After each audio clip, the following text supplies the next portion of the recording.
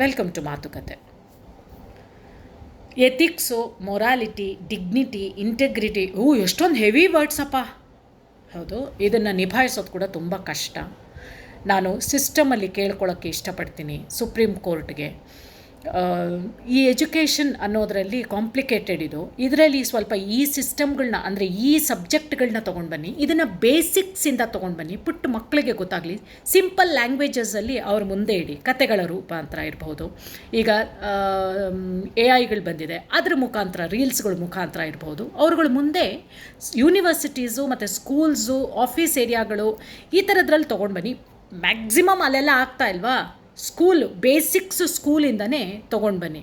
ಈಗ ಬಹಳ ಒಳ್ಳೆಯವ್ರು ನಮ್ಮಿಸ್ಸು, ಏನು ಹೇಳಿದ್ರು ಎಸ್ಸು, ನಗ್ತಾ ನಗ್ತಾ ಮಾತಾಡ್ತಾರೆ, ಸ್ಕೂಲಿಗೆಲ್ಲ ಫೇಮಸ್ಸು, ಈ ಥರದ್ದೆಲ್ಲ ಇತ್ತಿತ್ತಲ್ವಾ. ಅದೇ ಥರ ತಿರ್ಗಾ ಇಂಟ್ರೊಡ್ಯೂಸ್ ಮಾಡಿ ಟೀಚರ್ಸ್ಗೂ ಮಕ್ಕಳಿಗೂ ಎಥಿಕ್ಸ್ ಅಂದ್ರೇನು, ಮೊರಾಲಿಟಿ ಅಂದ್ರೇನು, ಡಿಗ್ನಿಟಿ ಅಂದ್ರೇನು, ಯಾವ ದಾರಿಲಿ ಹೋಗಬೇಕು, ಶಿಸ್ತು ಅಂದ್ರೇನು, ಇದೆಲ್ಲನೂ ಬರಲಿ. ಬರೀ ಪುಸ್ತಕ ಇಟ್ಕೊಂಡು ಬೋರ್ಡು ಚಾಕು ಇಟ್ಕೊಂಡು ಮಾಡಿದೆ ಅಂದರೆ ಆಗೋದಿಲ್ಲ. ಈ ಥರದ ಕನೆಕ್ಟಿವಿಟಿ ಆಗಲಿ. ಮತ್ತು ಇನ್ನೊಂದು, ಏನು ತಪ್ಪು ದಾರಿಗೆ ಹೋಗ್ಬಿಡ್ತಾ ಇದ್ದಾರೆ ದೊಡ್ಡವರು ಅಂದರೆ, ಹಿರಿಯರು, ಮನೆಗೆ ಹಿರಿಯರು ಅಂತಂದರೆ, ಯಾರ್ದೋ ಮನೆ ಹತ್ರ ನೀಟಾಗಿ ಇಟ್ಕೊಂಡಿರ್ತಾರೆ, ಅವರ ಪರಿಸರ ಕಷ್ಟಪಟ್ಟು ಅವ್ರು ಕ್ಲೀನ್ ಮಾಡ್ಕೊಂಡಿರ್ತಾರೆ ಬೆವರು ಸುರಿಸಿ. ಆದರೆ ಅಲ್ಲಿ ಹೋಗಿ ತಿಪ್ಪೆ ಹಾಕಿಬಿಟ್ಟು, ನೋಡೋಣ ಅವಳು ಕಿರ್ಚ್ತಾಳ ಅಂತ, ಇವತ್ತು ಪಟಾಕಿ ನಮ್ಮದು, ಊದ್ಕಡ್ಡಿನೂ ನಮ್ಮದೇ, ಪಟ್ ಪಟ್ ಅಂತ ಅವಳಂತಾಳೆ, ಎಂಟರ್ಟೈನ್ಮೆಂಟ್ ನಮಗೆ. ಇದು ನಡೀತಾ ಇದೆ. ಮಾಡೋಕ್ಕೆ ಹೋಗಬೇಡಿ, ಎಂಟರ್ಟೈನ್ಮೆಂಟ್ ಕೊಡಬೇಡಿ ಅವ್ರಿಗೆ. ನೀವೇ ತಿರ್ಗಾ ಹೋಗಿ ಕ್ಲೀನ್ ಮಾಡ್ಕೊಳ್ಳಿ. ಸಮಾಧಾನ ಅನ್ನೋದಿದೆ, ಪೇಷನ್ಸ್ ಅಂತ ಇದೆ. ಅವರು ಸರಿಯಾಗಿ ನಡ್ಕೊಳ್ತಾ ಇರೋದು, ಅವರ ಮನಸ್ಸು ಸ್ವಚ್ಛವಾಗಿಲ್ಲ, ಆದ್ದರಿಂದ ಅವ್ರಿಗೆ ಸ್ವಚ್ಛ ಭಾರತ್ ಬೇಡ. ಅವರು ಯಾವ ದಾರಿಯಲ್ಲಿ ಹೋಗ್ತಿದ್ದಾರೆ, ನೀವು ಅದೇ ದಾರಿಯಲ್ಲಿ ಹೋಗಬೇಡಿ.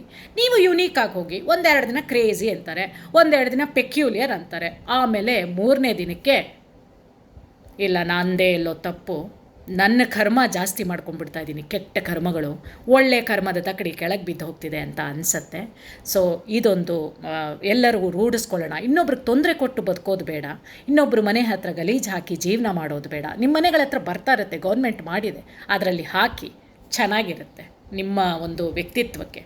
ಮತ್ತು ಪೊಲೀಸ್ನವ್ರಿಗೆ ಕೇಳ್ಕೊತೀನಿ, ನಿಮ್ಮ ಕೊಲೀಗ್ಸ್ನ ಬಚಾವ್ ಮಾಡೋದಕ್ಕೆ ಯಾರಾದರೂ ನಿಮ್ಮ ಟೇಬಲ್ ಹತ್ರ ಕಂಪ್ಲೇಂಟ್ ತೊಗೊಂಡು ಬಂದಾಗ ನೀವು ಹಾಕ್ಕೊಂಡಿರೋದು ಯೂನಿಫಾರ್ಮು, ಅದು ಬೆಂಕಿ, ಅದು ಕಾಕಿ ಬೆಂಕಿ.